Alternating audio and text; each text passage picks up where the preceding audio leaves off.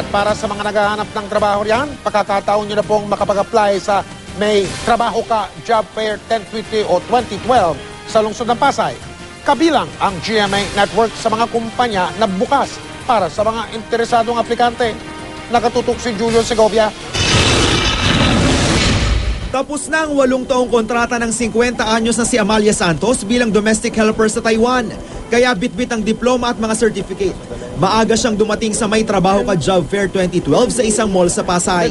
Nagbabaka sakali raw siyang muling makapagtrabaho sa ibang bansa. Gusto kong talaga makapagtrabaho o makaalis ulit ako. Kasi mahirap dito hirap ng buhay. May 50 kumpanyang nag-aalok ng iba't ibang trabaho sa job fair.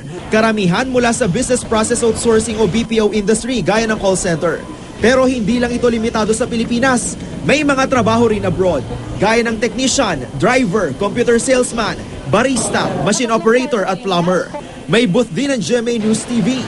Naghahanap ang network ng engineers, graphic artists, production assistants, coordinators, floor directors, researchers, segment producers at reporters. Since we are expanding, we're branching out to Ilocos region and Bicol region. So we are encouraging all graduates, fresh graduates, and we are inviting you to apply sa amin.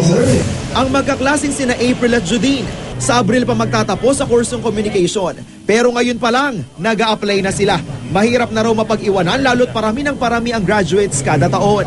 Mas prefer ko po ang TA kasi mas gusto ko pa pong mag-start muna sa pinaka-umpisa po. Nung nakita ko po kasi na nangangailangan po ng mga researchers din sa News and Public Affairs, yun, syempre go na po sa researcher. Mas lalong naging makabuluhan ang May Trabaho Ka Job Fair 2012 para sa mga aplikante dahil may free session kaugnay sa wasto at tamang paggawa ng resume. Bago mag-apply ng trabaho, kailangan daw munang ihanda at ayusin ang resume. May kalakip dapat na cover letter ang resume. Kumbaga yan ang unang pagkakakilala ng kumpanya tungkol sa iyo no? So yun ang first impression. Kailangan mo palaging sagutin yung tanong ng kumpanya is, how can you help us Right? So the cover letter will already be able to state how you can help the company in terms of their need. Nakangiti rin dapat ang litrato sa resume. Huwag daw makontento sa pagpasa ng isang resume. Ika nga, pass as many as you can.